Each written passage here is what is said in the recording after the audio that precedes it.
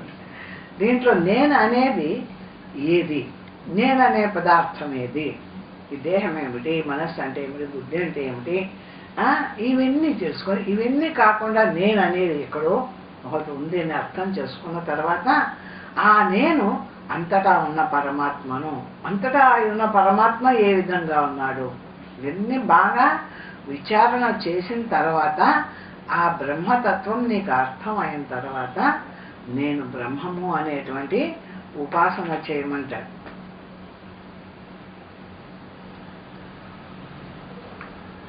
తత్వం పద విచారం సంభవింపని వానికి ఉపాసనా యోగము చెప్పబడినది. అది నువ్వు చేయలేకపోతే ఆ తత్వం పద విచారము నీ బుద్ధికి నీకు అందదు, నీకై నువ్వు చేయలేవు, చెప్పేవాళ్ళు దొరకరు. అటువంటి స్థితిలో ఇంకా ఏదీ లేకుండా నువ్వు వృధాగా ఉండకుండా ఆ విధంగా నువ్వు ఆ పరమాత్మను గురించిన ఆ ఉపాసన చేసుకో. అంతేగాని తెలియబడుతూ ఉంది ఏదైనా పుస్తకాలు చూడడమో ఏదైనా ఎవరైనా చెప్పేదో ఏదైనా తెలియబడుతుందంటే ఇంకా దాన్ని బాగా విచారణ చెయ్యి అంటాడు. ఆత్మతత్వ విచారము సంభవింపకపోవుటకు కారణము చెప్పుచున్నారు. ఎందుకు ఆత్మ విచారము సంభవింపదు అని కూడా చెప్తాడు. బహు వ్యాకుల చిత్తానాం విచారాత్తత్వధీర్నహి యోగో ముఖ్యస్తతస్తేషాం ధీర్బంధేన నశ్యతి. విక్షిప్త చిత్తులు బ్రహ్మ విచారము చేయజాలరు. ఆ మనస్సులో అనేకమైన వ్యాకులం ఉంటుంది చూడు, ఆ వ్యాకులం ఎక్కువగా ఉండేటువంటి వాళ్ళు ఆత్మ విచారం కూడా చేయలేరు అంటాడు. ఆత్మ విచారం చేసేదానికైనా మనకు ఇంతవరకన్నా ఆ అవకాశాన్ని ఇస్తుందంటే మన మనస్సుకు కూడా మనం నమస్కారం చేయాలి. ఏమంటే ఇంతవరకైనా అవకాశం ఇస్తున్నావు, విచారణ చేసేటువంటి యోగ్యతనైనా ఇస్తున్నావు. అవతల నాకు వస్తుందో రాదో అవతల పెట్టు, కానీ ఇది కూడా లేకుండా నాకు అనేక వ్యాకులాలు ఉంటే ఏం చేయగలుగుతాను? కాబట్టి అటువంటి వ్యాకుల చిత్తులైతేనక ఆత్మ విచారం కూడా చేయలేరు అంటారు. వారు చిత్త స్థైర్యములకై యోగమును అభ్యసింపవలేను. అటువంటి వాళ్ళు మనస్సు నిలిచేదాని కోసంగా, అంటే మనసు వ్యాకులం తగ్గితే కానీ బ్రహ్మత్వం అర్థం కాదు. కాబట్టి ఈ విషయాన్ని విచారిస్తే ఆ వ్యాకులం తగ్గేదానికి వాళ్ళు కొంత యోగ సాధన అంటే శ్వాస నిరోధము ఇవన్నీ మనస్సును నిలబెట్టేటువంటివి, విషయాల నుండి పోనీకుండా నిర్బంధించేటువంటి యోగాన్ని చేయాలి. ఎందుకంటే ఎక్కువగా విషయాలు వచ్చేపడితే కూడా పరమాత్మ తెలియబడదు కాబట్టి. దానితో చిత్త మదము అడంగును. ఆపి ఆపి ఆపి నిలబెట్టుకొని ఇది బలవంతంగా ఆపడమైనా కూడా ఈ మనస్సును పరిగెత్తిపోతుంటే ఒక్కసారి ఆపి ఇదంతా సాధనే కదా, ఇదంతా బ్రహ్మత్వమా అంటే బ్రహ్మత్వం కాకపోవచ్చు, సాధనే కావచ్చు. కానీ అట్లా నిలిపి చేసినప్పుడు ఈ మనస్సుకు ఆ వేగం తగ్గిపోతుంది. వేగం తగ్గిపోయిన మనస్సులో తాను బ్రహ్మం అనేటువంటి విచారణను ఆ బుద్ధి వృత్తి చేయగలుగుతుందే కానీ వేగంగా పరిగెత్తుండేటువంటి మనోబుద్ధులు ఆత్మ విచారాన్ని కూడా చేయలేము ఉంటాయి. విచార అధికారులను చెప్పుచున్నారు. అటువంటి విచారం చేయడానికి ఎటువంటి అధికారం ఉండవాలనేది కూడా చెప్తారు. అవ్యాకులధియా మోహం మాత్రేణాచ్ఛాదితాత్మనాం సాంఖ్యనామా విచారస్యాన్ ముఖ్యో ఝడితి సిద్ధితః. స్థిరచిత్తులై కర్తృత్వాది భ్రమ మాత్రము కలవారు బ్రహ్మ సాక్షాత్కారమునకు ముఖ్య సాధనమైనట్టి సాంఖ్యము అను పేరు గల విచారమును వనరింపగలరు. స్థిరచిత్తులై కర్తృత్వాది భ్రమ మాత్రము మనస్సు మాత్రం ప్రశాంతంగానే నిలబడుతుంటుంది, కొందరికి హాయిగా నిలబడుతుంది. ఇంకా కానీ కర్తృత్వం అంటే చేయవలసిన పనులు మాత్రము వాళ్ళకు బాధ్యతలు ఎక్కువగా ఉంటాయి. కాబట్టి నేను ఇది చేయవాలా, నేను అది చేయవాలా అనేటువంటి కర్తృత్వ భ్రమ మాత్రము ఉంటూనే ఉంటుంది. అటువంటి వాళ్ళు సాంఖ్య విచారం చేయవాలా. అంటే మనస్సు అంటే ఏమిటి, బుద్ధి అంటే ఏమిటి, ఇంద్రియాలంటే ఏమిటి, వీటి వ్యవహారం అంటే ఏమిటి, దీనికి సాక్షిగా ఉండేటువంటి జ్ఞానస్వరూపుడు ఎట్లా ఉన్నాడు అని ఈ విచారణ ఎక్కువగా చేయవాలా అంటాడు అటువంటి వాళ్ళు. ఈ అర్థమునందు ప్రమాణమును కనపరుచుచున్నారు. అది చేయవాలని ఎక్కడ చెప్పినారు అంటే చెప్తాడు. సాంఖ్యై ప్రాప్యతే స్థానం తద్యోగైరపి గమ్యతే ఏకం సాంఖ్యం చ యోగం చ యః పశ్యతి న తపస్యతి. సాంఖ్యుల చేత ఏ పరమపదము పొందబడుచున్నదో ఆ పరమపదము ధ్యానయోగుల చేతను పొందబడుచున్నది. ఇప్పుడు విచారణ చేస్తాను చూడు, అంటే ధ్యానము సాంఖ్యము రెండు ఒకటే. ఎందుకంటే విచారణ చేసినప్పుడు అంటే మన బుద్ధివృత్తితో బ్రహ్మతత్వము ఇట్లా ఉంటుంది, ఇట్లా ఉంటుంది, ఇట్లా ఉంటుంది అని మనము విచారణ చేసే సమయంలో కూడా మనము ఆ బ్రహ్మరూపాన్ని చెందుతూ ఉంటాం. కేవలం నేను బ్రహ్మరూపాన్ని చెంది నిలబడము అనేది అది ధ్యానం, పరమాత్మ యొక్క ఆ సాధన ధ్యానం. కానీ ఈ విధంగా చేస్తాను చూడు, అంటే ఏదో పరమాత్మను గురించి ఆలోచన చేస్తూ ఉంటాం, ఇతర ఆలోచన కాదు, ఆత్మను గురించిన ఆలోచనే చేస్తుంటే రకరకాలుగా ఆత్మతత్వం మనకు తెలియబడుతూ ఉంటుంది బుద్ధివృత్తిలో. అది కూడా దాని యందు కూడా వీరికి ధ్యానం నిలబడుతుంది, అది కూడా ధ్యానంలోకే చేరుతుంది అంటాడు. అందుకే చింతనం తత్కథనం దీంట్లోనే చెప్తున్నారు కదా, అన్యోన్య తత్ప్రభాషణం అంటే దాన్నే చింతించు, దాన్నే మననం చేయి, ఏమి దాన్ని ఇతరులకు చెప్పు, ఒకరితో ఒకరిదే మాట్లాడుకోండి, ఇదంతా కూడా బ్రహ్మాభ్యాసమే అని చెప్పినాడు.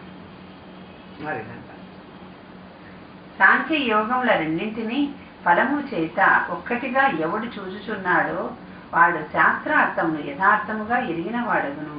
ఈ యోగం వేరే, ఈ విచారణ వేరే అని లేకుండా రెండు యోగంలో విచారణ ఉంది. విచారణ లేకుంటే ఏం తెలుసుకుంటాడు? యోగం అంటే ఆ పరమాత్మ స్థితిలో వాడు నిలబడవాలంటే ఆ పరమాత్మ ఏమిటో తెలిస్తే నిలబడతాడా, తెలియకుంటే నిలబడతాడా? కాబట్టి తెలుసుకుంటూ ఉన్నప్పుడే, పరమాత్మ తెలియబడుతూ ఉన్నప్పుడే వాడి మనోబుద్ధులు ఆ పరమాత్మ రూపాన్ని చెంది పరమాత్మగా నిలబడిపోతూ ఉన్నాయి విచారణ చేసే సమయం. కాబట్టి యోగం అంటే దాని యందు మనస్సు నిలబెట్టడం వేరే, ఆత్మ విచారణ వేరే కాదు. ఆత్మ విచారణ చేయడం కూడా యోగమే అని ఈ రెండింటినీ ఒకటిగా చూసేటువంటి వాడే బాగా తెలిసినటువంటి వాడు అంటాడు. ఇందుకు ప్రమాణముగా శృతిని కూడా కనబరుచుచున్నారు. తత్కారణం సాంఖ్య యోగ అవిపన్నమితి శృతి యస్తు శృతే విరుద్ధస్స అభాస సాంఖ్య యోగయోః. సాంఖ్యయోగంబులు రెండును బ్రహ్మ ప్రాప్తికి సాధనంబులని శృతి చెప్పుచున్నది. ఆ విచారణ, ఆ ధ్యానము రెండు కూడా పరమాత్మను పొందడానికి సాధనమే అంటారు. కావున అవి గ్రాహ్యంబులగును కానీ సాంఖ్య శాస్త్రమున నందు కానీ యోగ శాస్త్రం నందు కానీ ఈ శృతి సిద్ధములకు సాంఖ్యయోగములకు విరుద్ధముగా ఎవడు వర్తించునో వాడు ఆభాసుడగును. కావున అవి గ్రాహ్యంబగులు. కాబట్టి అవి చేయదగినాటివి. సాంఖ్యము యోగము రెండు కూడా చేయదగినాటివే అని చెప్తున్నాడు. కానీ సాంఖ్య శాస్త్రమునందు కానీ యోగ శాస్త్రమునందు కానీ ఈ శృతి సిద్ధములకు సాంఖ్యయోగములకు విరుద్ధముగా ఎవడు వర్తించునో వాడు ఆభాసుడగును. ఆభాస అంటే చేరిపోతాడంటాడు. ఇది సాంఖ్యము యోగము అనేటివి వేరు వేరుగా చూసి, సాంఖ్యం అంటే విచారణ చేసేవాడికి యోగం లేదని యోగం చేస్తున్న వాడికి విచారణ ఏం తెలియదని ఇట్లా అనుకున్నటువంటి వాడు ఇతర చోట్లలో వాడు అభాస పాలవుతాడు అంటాడు. ఇట సాంఖ్య శబ్దమునకు తత్వం పదార్థ విచారమనియు యోగ శబ్దమునకు ఉపాసన అనియు గ్రహింపవలను. సాంఖ్య అంటే ఏమిటి అంటే తత్ అంటే ఏమిటి, త్వం అంటే ఏమిటి, నీవు అంటే ఎవరు, పరమాత్మ అంతటా ఉన్న పరమాత్మ ఏది అనేటువంటి విచారణ అంతా కూడా సాంఖ్య యోగము అంటారు. ఇంకా యోగము అంటే ఆ తెలియబడినటువంటి పరమాత్మ తత్వాన్ని తానుగా నిలిచి ఆ అభ్యాసం చేస్తాడు చూడు, ఇదంతా యోగం. ఉపాసన పరిపక్వము కాకముందు దైవవశమున దేహత్యాగము ఘటించనేని వానికి కలుగు ఫలములను తెలుపుచున్నాడు. ఆ ఉపాసన చేస్తూ ఒకవేళ శరీరం విడిచవాల్సి వస్తే వాడు ఏ విధంగా ఏ ఫలితం పొందుతాడు అనే విషయాన్ని చెప్తున్నాడు. భగవద్గీత వస్తుంది. ఉపాసనం నాతి పక్వం ఇహ యస్య పరస్రసః మరణే బ్రహ్మలోకే వా తత్వం విజ్ఞాయ ముచ్యతే. ఈ జన్మమునందు నిర్గుణోపాసన బ్రహ్మ సాక్షాత్కారమును ఇయనిచో మరణ సమయమున కాని జన్మాంతరమునందు కాని బ్రహ్మలోకమునందు కాని తత్వ సాక్షాత్కారమును కలిగించి మోక్షమున సంగును. ఒకవేళ నువ్వు చేసేటప్పుడు నీకు ఎంత కష్టపడినా పరమాత్మ స్థితి నీకు అనుభవానికి రాకపోయినట్లయితే ఏమి ఈ దేహం విడిచే ముందరైనా కలుగుతుందట, లేదు విడిచిన తర్వాత అయినా ఏమి ఆ బ్రహ్మదేవుడి లోకంలో ఆ బ్రహ్మదేవుడి సహా ఉండి ఆ పరమాత్మ స్థితిని అక్కడ విచారణ చేసి ఎప్పటికైనా వాడు ఆ ముక్త స్థితిని పొందుతాడు అంటాడు. ఇప్పుడు కలగలేదే అని బాధపడకూడదు, కలగకపోయినా కూడా ముక్తి ఉంది, ఎప్పటికైనా ముక్తి పొందుతాడు. మరణకాలమునందు సాక్షాత్కారం ఇచ్చును అనుటలో ప్రమాణము చూపుచున్నారు. ఇది చచ్చేటప్పుడు ఆ మరణకాలంలో ఈ పరమాత్మ తెలియబడుతుంది అన్నారే, దానికి ఏం ప్రమాణము అంటే దాని గురించి చెప్తారు. యం యం వాపి స్మరన్ భావం యజస్యంతే కళేబరం తం తమేవైతి యచ్చిత్తం తేన యాతీతి శాశ్వతః. దేహత్యాగ కాలమునందు దేనిని స్మరించునో దానిని పొందునని భగవద్గీత చెప్పుచున్నది. ఇట్టి అర్థముని శృతియును తెలుపుచున్నది. అదే ఇది భగవద్గీతలో ఉన్న అర్థమే ఇప్పుడు ఈ శృతిలో కూడా. ఎవరెవరు ఆ మరణ సమయంలో ఏది స్మరిస్తూ శరీరాన్ని వదులుతారో అది సిద్ధిస్తుంది అని భగవద్గీతలో కూడా చెప్పినారు కదా. వీడు బతికినన్నాడు పాపం ఆ సాంఖ్యము ఆ ఆత్మ విచారము ఆ సాధన చేసుకుంటూ ఉన్నాడు, కానీ అప్పుడు సిద్ధి కాలే, మనకి తెలియదు, ఇంకా అనుభవానికి రాలే, మధ్యలో మరణం వచ్చేసింది. ఆ లాస్ట్ సమయంలో అయినా తాను పొందవాలనుకున్న బ్రహ్మతత్వము వాడు దాని గురించే జీవితకాలం అంతా చింతించినాడు కాబట్టి ఆ స్థితి అప్పుడైనా వచ్చి నిలబడుతుంది అంటారు. ఇంకా దీనికి ఇంకా లేదు ఊహతట్టు చెప్తారు. అంటే ఇప్పుడు ఏం చేస్తుందట అంటే దీనికి ఊహతట్టు అడుగుతారు. మరణ సమయంలో చాలా బాధ కదా, ఇంద్రియాలన్నీ అవి లాగుతుంటే ఆ బాధలో పరమాత్మ తెలియబడతాడా, పరమాత్మ సుఖం వాడికి అర్థమవుతుందా అంటే ఇప్పుడు ఈ శరీరంలో బాధను విడిచిన తర్వాత శరీరంతో వాడికి కనెక్షన్ వదిలిపోతుంది. అంటే కళ్ళు ముక్కు చెవులు వీటిల్లో ఉండేటువంటి ప్రాణం అంతా వినపడుతుంది, కానీ హృదయంలో కొంతసేపు ఆగుతుందట. హృదయంలో ఆగినప్పుడు ఈ శరీర బాధ ఇంకా వాడికి ఉండదట. కొంతసేపు హృదయంలో ఆగి శరీర బాధ అక్కడ ఉండదు. అప్పుడు వాడు చేసినటువంటి ఏ ఏ కార్యాలు ఉంటాయో, ముఖ్యంగా వాడి మనస్సులో ఏ ఏ భావాలు ఉంటాయో, ఏ విషయాన్ని గురించి వాడు ఎక్కువగా ప్రవర్తించి ఉంటాడో ఆ విషయం వచ్చి నిలబడుతుందట అక్కడ. అప్పుడు దేహబాధ ఉండదు కదా, వాడికి రోజు కావాలనుకొని చింతిస్తున్నది ఆ పరమాత్మ తత్వం కదా. కాబట్టి వెంటనే దాన్ని చూసి అక్కడనే బ్రహ్మత్వం పొంది ముక్తి పొందుతాడు. ఆ సమయానికి ఆ బాధలన్నీ పోతాయి, అక్కడ కొంతసేపు ఉంటాడు అంటారు ఉపనిషత్తుల్లో రాస్తారు. అంటే బయట ఉన్నప్పుడు ఒకవేళ దేహ బాధలు ఉండి వాడు మర్చిపోయినా కొంతసేపు హృదయంలో నిలబడతాడు. శరీరంలోదంతా వెనక్కు లాగిన తర్వాత అప్పుడే అంట మనమంతా చుట్టూ నిలబడతారు కదా, అందరూ నిలబడి నన్ను గుర్తుపడతావా అంటుంటే వాడి కళ్ళేమో ఉంటాయి కానీ ఎవరిని గుర్తుపట్టాడు. అప్పుడు నేనేంద్రియం దాటిపోయి ఉంటుంది, కళ్ళల్లోంచి వెనక్కు పోయి ఉంటాడు. చెవులు వినపడుతున్నాయి అరిచినా కూడా పలకడు. అప్పుడు చెవులు అన్ని ఇంద్రియాల్లోంచి వెనక్కు పోతుంది ఈ చైతన్యం. పోయి హృదయంలో కొంతసేపు ఆగుతుందట. ఇంద్రియాల్లోంచి ఎప్పుడు వెనక్కు పోయిందో ఈ దేహంతో కనెక్షన్ అప్పటికే వాడికి దీంతో తెగిపోయి ఉండడంతో అక్కడ కొంతసేపు ఆగుతుందట. అప్పుడు ఏ బాధ ఉండదు ఇక దీనికి అక్కడ లాస్ట్లో వచ్చి నిలబడేది ఏంటంటే వాడు చేసినటువంటి జీవితాంతము వాడు దేని కొరకు ప్రయత్నించింటారో అది వచ్చి నిలబడు. అప్పుడు దాన్ని బట్టి వాడికి జన్మ వస్తుంది అంటారు. ఆ స్థితిలో ఆ ఎదురుగా ఆ అంచె సమయంలో వచ్చింది కదా, అప్పుడు వానికి దాన్ని బట్టి జన్మ వస్తుంది అంటారు. ఇప్పుడు మరి జీవితం అంతా మనం ఆ పరమాత్మనో ఈ ఆత్మచింతనో ఏదో చేస్తూ ఉన్నాం కాబట్టి ఆ సమయంలో ఇంకొకటి కావాలనిపిస్తుంది. వాడికి అనిపించదు ఇంకా. అంటే వాడు ఇష్టంగా ఉన్నది ఏదంటే వాడికి ఈ బ్రహ్మతత్వము పరమాత్మ తానని ఇవే ఉన్నాయి కాబట్టి వాడు అప్పుడు ఈ బాధలన్నీ లేకపోయాక ఆ పరమాత్మ స్వరూపము తానుగా అక్కడ తెలియబడుతుంది. అప్పుడు అయినా పొందుతావు ఈ బ్రహ్మత్వాన్ని. లాస్ట్లో అయినా లేదు మళ్ళా జన్మ వచ్చను, ఆ జన్మలో అయినా కూడా నువ్వు మళ్ళా అటువంటి ఇళ్లలో పుట్టడము, ఆ యోగుల ఇళ్లలో పుట్టడము ఏదైనా చేసైనా మళ్ళా ఆ బ్రహ్మతత్వాన్ని పొందుతావు కానీ వృధా పోతుంది అని చెప్పుకొస్తుంది భగవద్గీత.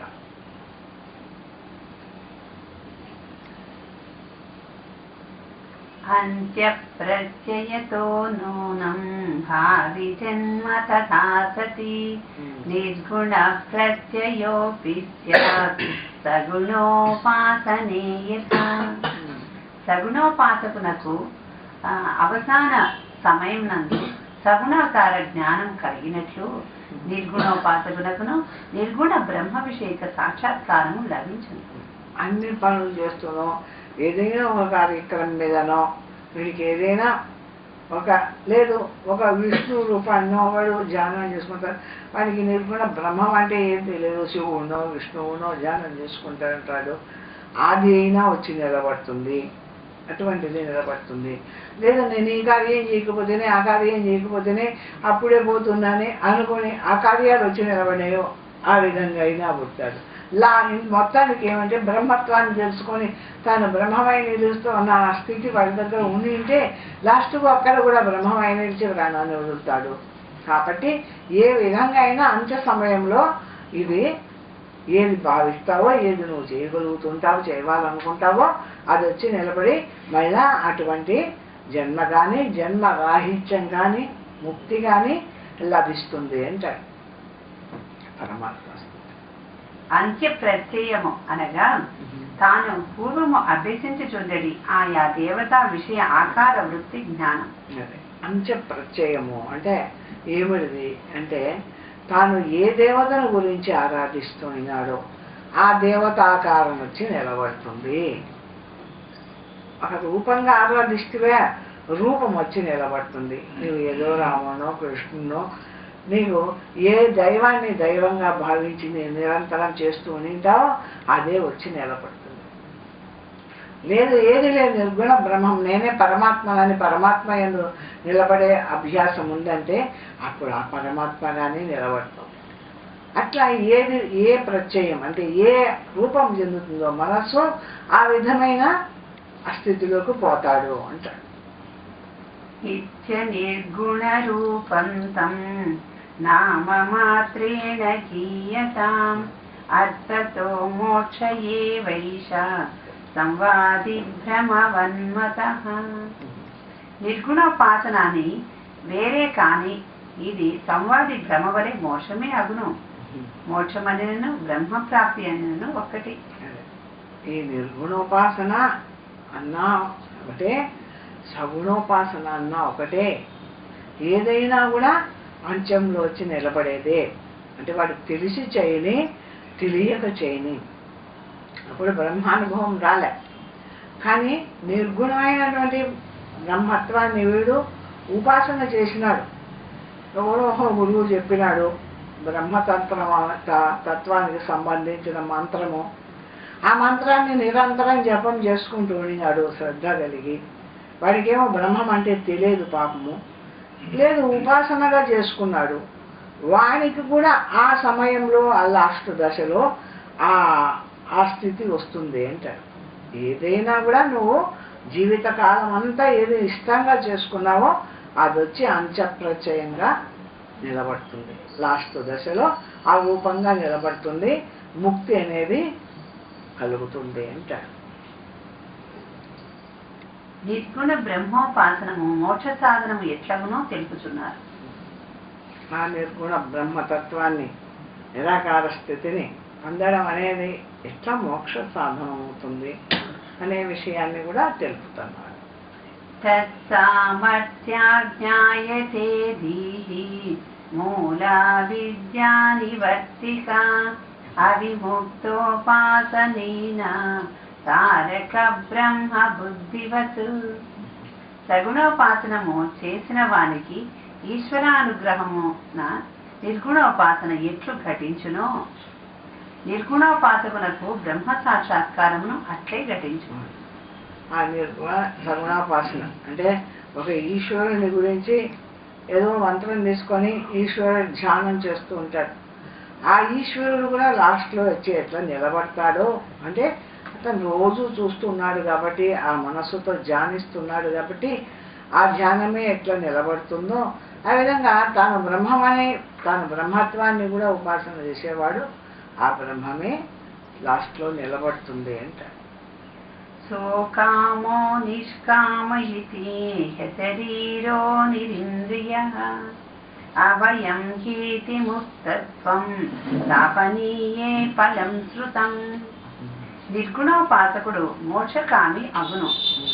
కామ సంకల్పములను శరీర అభిమానములు లేనివాడై ఇంద్రియ ప్రేరితుడు కాక తప్పక మోక్షమును పొందుచున్నాడని సోకామో నిష్కామ ఆప్తకామ ఆత్మకామో నాతృత్య ప్రాణ ఉత్క్రామంత్యత్రైక సమవలీయంతే బ్రహ్మైవన్ సన్ బ్రహ్మాస్యేతి అను తాపనీయ ఉపనిషత్తుల యొక్క ప్రమాణాన్ని అంతా కూడా చూపిస్తున్నాడు.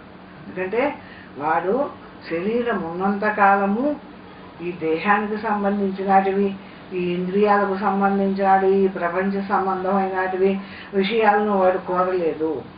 వాడు శరీరం ఉన్నంత వరకు ఆ నిరాకార బ్రహ్మాన్ని అదే తాను అనేటువంటి విచారణ వల్ల ఆ బ్రహ్మత్వాన్ని నిరంతరము పొందుతూ ఉన్నాడు. అటువంటి ఉపాసన చేసిన వాడు లాస్ట్కు తప్పకుండా వెంటనే ఆ బ్రహ్మత్వంలో కలిసి మోక్షాన్ని పొందుతాడు అంటాడు. ఎందుకంటే ముందంతా కూడా వాడికి ఇవి కావాలని అవి కావాలని ఇంకా కోరిక లేదు. ఏది కావాలని ఆప్తకాముడు అంటాడు. అన్ని కోరికలు నెరవేరినటువంటి నాకు ఏ కోరిక వద్దు, ఒక్క బ్రహ్మత్వం తప్ప ఆ స్థితిలో ఉంటాడు. ఎందుకంటే ఆ బ్రహ్మత్వం అందు ఉండేటువంటి ఇష్టం వాడికి అంతగా ఉంటుంది. కాబట్టి నాకు ఇంకేం వద్దంటాడు. కాబట్టి అన్ని ఫలాలు పొందినటువంటి ఆప్తకాముడుగా ఉన్నాడు. కాబట్టి అక్కడ కూడా లాస్ట్ దశలో నాకు ఏది వద్దు, నేను నా స్వరూపంగా నిలబడవాలనేటువంటి ఆ జ్ఞప్తితో ఆ స్థితిలో నిలబడి వెంటనే మోక్షం వస్తుంది అంట. మోక్షం ఖచ్చితం. ఉపాసన వలన మోక్షం కలుగునేని నాణ్య పంతాహ అను శృతి ఎట్లు సమన్వయింపవలను అని చెప్పుచున్నారు. ఊరికి అట్లా ఉపాసన చేస్తేనే మోక్షం వచ్చేటైతే నాణ్య పందా విజితే అయనాయ అని శృతి చెప్తుంది కదా, దాన్ని ఎట్లా నమ్మవాలా అంటారు. ఉపాసనస్య సామర్థ్యాన్ విద్యోత్పత్తిర్భవేత్ తతః నాన్యః పంథా ఇతి హ్యేతత్ శాస్త్రం నైవ విరుధ్యతే. నిర్గుణోపాసన సామర్థ్యము వలన బ్రహ్మ సాక్షాత్కారము కలుగును. కావున నిర్గుణోపాసన కంటే అన్యముకు మోక్ష సాధనము లేదని చెప్పది శృతి అసంగతము కాదు. అదే ఈ నాణ్య పందాలు జతే అనేది కూడా ఏమంటే పరమాత్మను తెలుసుకోవడానికి ఈ పరమాత్మ